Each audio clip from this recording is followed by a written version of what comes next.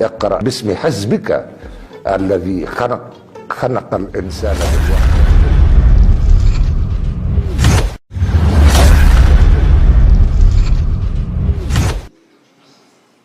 يوسف أيها الصديق أفتنا في 9 بقرات سمان يأكلنهن 7 عجاف و7 سنبلات خضر وأخرى يابسات لعلي أرجع إلى الناس لعلهم يعلمون.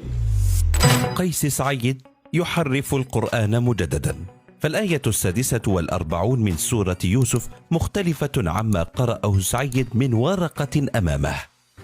يوسف أيها الصديق أفتنا في 7 بقرات سمان يأكلهن 7 عجاف و7 سنبلات خضر وأخر يابسات لعلي أرجع إلى الناس لعلهم يعلمون.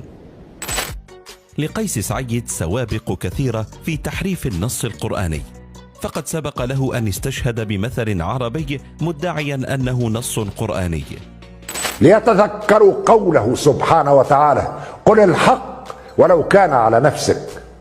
كما سبق أن استشهد بمقولة للصحفي التونسي محمد قلبي فيها تحريف للنص القرآني واستهتار واضح بقدسيته. كما خلط بين آيتين من القرآن الكريم، الآية 8 من سورة آل عمران والآية 10 من سورة الكهف: ربنا لا تزغ قلوبنا بعد إذ هديتنا وهيئ لنا من أمرنا رشدا. قيس سعيد الذي يصف خصومه بالمنافقين وتجار الدين حريص على تقمص شخصية المؤمن التقي، مولع بالتقاط صور له في المساجد يؤدي الصلاة والاستشهاد بالقرآن الكريم، محرفا آيات ومنتحلا أخرى، فاضحا جهله المخجل بكتاب الله.